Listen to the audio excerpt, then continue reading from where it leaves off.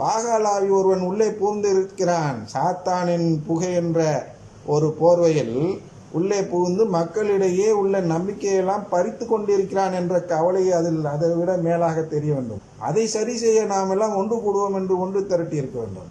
எந்த பங்கில் அதிக காசு இருக்கு, எது முதன்மையான பங்கு என்றெல்லாம் நாம் தேடுவது என்பது நம்மை திசை திருப்புவதற்காக பாகால் காட்டக்கூடிய அந்த என்ன உணர்வு என்றால் இதில் சொல்லப்பட்டிருக்கிறது அல்லவா? ஊனியல்பின் உணர்வுகளில் வாசித்து பாருங்கள். காமவெறி, பில்லி சூனியம், சண்டை சச்சரவு, பொறாமை, பகைமை, சீற்றம், இதெல்லாம் ஊனியல்பின் பட்டியலில் வருகிறது. இதெல்லாம் பாகாலாவி நமக்கு தரக்கூடியது என்று பார்க்க வேண்டும். எனவே நம்முடைய தலையாய கடமை என்பது இன்று சிறந்த பங்கையும் வெளிநாட்டில் சென்று சம்பாதித்து வரக்கூடிய நிலையையும் எதிர்பார்த்து செயல்படக்கூடாது. ஏற்கனவே சொல்லியிருக்கிறேன். நம்ம ரீகன் ஃபாதர் என்பவர் ஒரு அச்சீவ்மெண்ட் செய்து எப்படியாவது வெளிநாடு போயிட வேண்டும் என்று சொல்லி ஆயரை திருப்திப்படுத்தும் நிலையிலேயே அனைத்து கொடுமைகளையும் செய்து வந்தார் என்பதை ஏற்கனவே சுட்டி காட்டியிருக்கிறோம். அவரெல்லாம் எதை தேடுகிறார்? முதன்மையான இடம். வெளிநாட்டுக்கு போகணும், நிறையா பணம் சம்பாதிச்சுட்டு வரணும். அப்படி வந்ததும் அப்படி காரில் அப்படி ஓட்டிட்டு போகணும், அங்கே செயின் போட்டுக்கணும். யாராவது கேட்டால் எனக்கு வெளிநாட்டில் அவர் வாங்கி கொடுத்தாரு, இவர் வாங்கி கொடுத்தாருன்னு சொல்லிட்டு இங்கே ஓட்டிக்கிட்டு இருக்கணும். இதற்காக வெளிநாடு போகணும். இன்னைக்கு நம்பிக்கையை வளர்ப்பதற்காக வெளிநாடு போகிற, அங்கே இதாக வளருது, திருச்சபை வளர்க்கறதுக்காக நீங்கள் போகிறீங்க. ஏன் வெளிநாடு கேட்குறீங்க? போனால் வரும்போது வசதியாக வந்துடும். ஒரு தடவை போயிட்டு அவங்க அள்ளி கொடுக்குறாங்க. அவங்க டாலரில் கொடுக்கும்போது நமக்கு அவங்களுக்கு சின்ன பணமாக இருக்க நம்மளுக்கு பெரிய பணமாக மாறிவிடுகிறது. அதனால் வரும்பொழுது பணத்தோடு வருகிறார்கள், வளமான வாழ்வை வாழ்கிறார்கள். அதனால் அவர்கள் நோக்குவது எல்லாமே gospel of prosperity. they are not ready to take the gospel of the cross. they don't believe in the gospel of the cross. கிராஸை எடுத்துக்கொள்ள வரக்கூடியவர்களாக இருந்தால் ஏன் சிறந்த பங்கை கேட்க வேண்டும்? ஏன் வெளிநாடை கேட்க வேண்டும்? ஏதோ காட்டு கேளு. அந்த ஜேம்ஸ் போனாரு, காட்டுவாசிகளுக்கு போய் நற்செய்தி அறிவிக்க போனாரு. அது நம்பிக்கையை வளர்க்கும் செயல், தூயாவின் வழி நடத்துதல். அங்கே கேட்டு போங்க. எங்கே இது இல்லையோ, இந்த சென்டினல் தீவுன்னு சொல்கிறாங்க அந்தமானில், அங்கே போகிறாங்க. யார் போகிறா? பெந்தோஸ்காரங்க போய் போதிக்கிறாங்க. ஒரு கத்தோலிகர் கூட போவதில்லை. அவர்களுக்கு நற்செய்தி சென்று அடையவே இல்லை. அவர்கள் பெந்தோஸ்காரர்கள் போய் என்ன செய்கிறார்கள்? நற்கருணையை நம்பாதே என்று காட்டுவாசிகள் கூட நான் சொல்லிவிடுவேன் என்று சொல்லிக் கொண்டு போகிறார்கள். அவர்கள் ஒன்றும் கடவுளின் குடும்பத்துக்காக பாடுபட்டு கொண்டு அங்கே போகவில்லை. அங்கே போகிறதுக்கு நீங்கள் யாரும் தயாராக இருக்கிறீர்களா? இல்லை. முதன்மையான இடம் எனக்கு வேண்டும். வேளாங்கண்ணியில் உட்காந்துக்கணும். ஆயர்களுக்கெல்லாம் மேலே ஏன் ஒரு திருவிழான்ட்டு ஆயர்கள்லாம் அந்த வேளாங்கண்ணி பாதத்தை சொல்லி எனக்கு 10 ரூம் போடு, 15 ரூம் போடு, 20 ரூம் போடு என்று சொல்லும் பொழுது இவர்கள் எல்லாம் அந்த ஆயர்களுக்கு உதவி செய்யக்கூடிய நிலையில் வருவதால் தமிழகமே அவர்கள் கையில் அடங்கி விடுகிறது. ஒரு முறை பார்த்தோம், அவர் இறந்து விட்டார். வேளாங்கண்ணி பங்கு தந்தை, அதிபரும் பங்கு தந்தையுமாக இருந்த ஒரு சம்னஸ் ஃபாதர் அவர்களை பார்த்தோம். அவர் இந்த தமிழக முதலமைச்சருக்கு சென்று ஒரு பெரிய செயின் போட்டுட்டு அது பெருமையாக சொல்லிட்டு இருந்தார். ஏனென்றால் தமிழக முதலமைச்சரே இந்த பங்கு தந்தையை வேளாங்கண்ணி பங்கு தந்தையா அப்படின்னு சொல்லி மதைத்த அந்த அம்மா, அன்னை வேளாங்கண்ணியில் நடித்த அந்த அம்மா, வேளாங்கண்ணியில் இருந்து விட்டால் ஏறக்குறைய தமிழகமே நம் கையில் இருப்பது போன்ற ஒரு நிலை. அதான் முதன்மையான நிலையாக இங்கே இருக்கிறார். அதுக்கப்புறம் தான் ஆயர்களுடைய நிலையெல்லாம் வருகிறது. இப்பொழுது கொஞ்சம் பிடுங்கி வச்சிருக்கிறார், கொஞ்சம் இதாக இருந்தாலும் அந்த நிலை இருந்து கொண்டு தான் இருக்கிறது. வளம் மட்டும் இல்லை, அந்த அளவுக்கு பணம் அவர்களிடம் இல்லை. அதெல்லாம் நமக்கு தேவையில்லை. இங்கே எதை பார்க்க வேண்டும் என்றால், தொழுகை கூடங்களில் முதன்மையான இருக்கைகளையும் சந்தை வெளிகளில் தொழுகை கூடங்கள் தான் இந்த பங்குகள் சொல்றோம், சரியா? அன்றைய பங்குகளாக இருந்தது இன்றைய தொழுகை கூடங்கள். இன்றைக்கு பங்குகளில் முதன்மையான இருக்கைகளையும், சந்தை வெளியில்னா பப்ளிக்ல போகும்போது மக்கள் வணக்கம் செலுத்துவதுன்னா நீங்கள் விரும்புகிறீர்கள். மக்கள் எல்லாம் கொண்டு போய் கடவுளிடம் சேர்க்க வேண்டும் என்று விரும்புகிறீர்களா? இல்லை. ஐயோ உங்களுக்கு கேடு. ஏனெனில் நீங்கள் அடையாளம் தெரியாத கல்லறைகள் போல இருக்கிறீர்கள். ஏன்னா உங்களிடத்துல நம்பிக்கை இருக்கின்ற எந்த அடையாளமும் உங்கள்கிட்ட இல்லை. உங்களை மிதிக்கிறாங்க. மதிப்பதில்லை யாரும். எப்படி மதிக்கணும்? கடவுளின் குடும்பத்தில் உள்ள ஒருவராக இவர் இருந்தார், பூண்டி இல்லைன்னா லூயிஸ் சேவியர் என்று ஒருவர் இருந்தார். சருகனியின் லவே ஃபாதர் என்று ஒருவர் இருக்கிறார். நொரோனா என்று ஒருவர் இருந்தார். அருளானந்தர் என்று இருந்தார். இவர்களெல்லாம் யார் என்று பார்க்கும் பொழுது இவர்களெல்லாம் நம்பிக்கை வளர்க்கக்கூடியவர்களாக இருந்தார்கள். அவர்களிடத்தில் என்ன இருந்தது? நம்பிக்கை உண்டு என்ற அடையாளம் இருந்தது. அதனால் அவர்களுடைய கல்லறைகளை யாரும் இன்று மிதிப்பதில்லை, ஒதுங்கி செல்கிறார்கள்.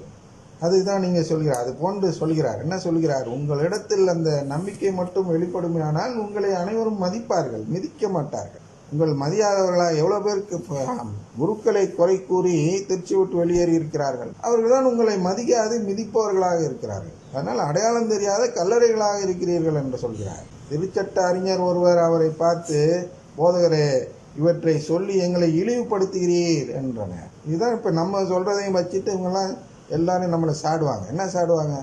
என்னையெல்லாம் இழிவுபடுத்துற, நான் அப்படியா இருந்தேன் இப்படியா இருந்தேன் அப்படின்னு சொல்றாரு. அதுக்கு என்ன சொல்லுவார்னா, அதற்கு அவர், ஐயோ திருச்சட்ட அறிஞரே, உங்களுக்கு கேடு.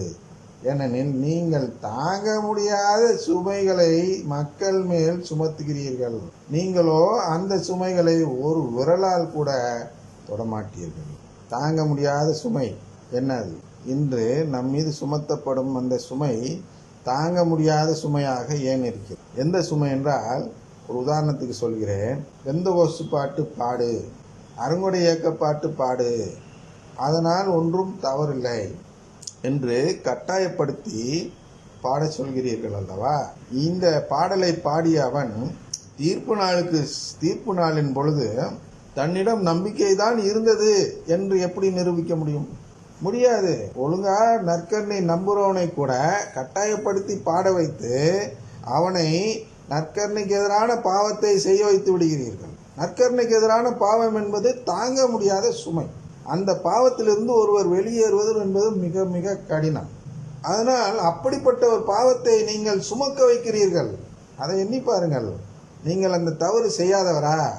எங்கேயாவது நீங்கள் உங்களுடைய திருப்பலி வைக்கிற நேரத்தில் அருங்கொடை இயக்க பாடலோ பெந்தோஸ் பாடலோ நற்கருணைக்கு எதிரான பாடல் என்று நினைத்து அவற்றை நீங்கள் பாடக்கூடாது என்று நிறுத்தி இருக்கிறீர்களா? அவ்வாறு நீங்கள் நிறுத்திய ஒரு குருவாக இருந்திருப்பீர்கள் என்றால் நான் உங்களை பரிசேயராக பார்ப்பது தவறுதான். ஆனால் யாரெல்லாம் அந்த பெந்தோஸ்து பாட்டு பாடுவதனால தவறில்லை என்று சொல்லி பாட அனுமதித்தீர்களோ, திருப்பலிகளில் நீங்கள் வைக்கக்கூடிய திருப்பலிகளில் யாரெல்லாம் அனுமதித்தீர்களோ, நீங்கள் அனைவருமே இந்த மறைநூல் அறிஞர் செய்த அதே பாவத்தை தான் செய்கிறீர்கள். அதனால் உங்களுக்கு ஐயோ கேடு என்று அவர் சொல்கிறார்.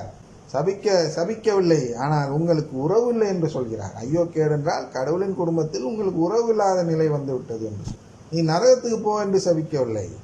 அதோட அவர் நரகமாவே பார்க்கல எங்கேயுமே. கடவுள் நரகம் என்று பயன்படுத்துவது கூட எங்கேயுமே நரகம் என்று போதிக்கவே இல்லை. ஐயோ கேடு உனக்கு கிடைக்காது அப்படி பெயர் பெற்றவர், இதெல்லாம் எதை வைத்து சொல்கிறார் என்றால் அந்த கடவுளின் குடும்ப உறவை தான் சுட்டி காட்டுவதற்காக சொல்கிறார். இந்த கடவுளின் குடும்ப உறவு கிடைக்காதவர்கள் அந்த கேடுகட்ட நிலைக்கு சென்று விடுகிறார்கள். அதுதான் சொல்கிறார். ஐயோ திருச்சட்ட அறிஞரே, உங்களுக்கு கேடு. ஏனென்றால் நீங்கள் தாங்க முடியாத சுமைகளை மக்கள் மேல் சுமத்துகிறீர்கள். பெரும் சுமைனா இது பெரும் பாவங்களை அவர்கள் மேல் சுமத்துகிறீர்கள். நீங்களோ அந்த சுமைகளை ஒரு விரலால் கூட தொடமாட்டீங்க. நீங்க அதை அழைச்சிட்டு போய் நீங்க மீட்பு தர முடியுமா? அந்த சுமையை நீங்க சுமந்துக்க முடியுமா? நற்கருணைக்கு எதிரான பாவத்தை நீங்கள் செய்வீர்களா? செய்ய மாட்டீர்கள். அதை செய் இதை செய்ன்னு சொல்லுகிறீர்கள். யாருப்பா? அதனால் இந்த சுமைகள் இவர்கள் மேல் நீ அதை செய் இதை செய், நீ செய்வியா? நற்கருணைக்கு எதிராக அமர்ந்து பாடும் பொழுது ஆண்டவர் அங்கே இருந்தால் நீ அது மாதிரி எதிர்த்து பாடுவியா? பாடமாட்ட.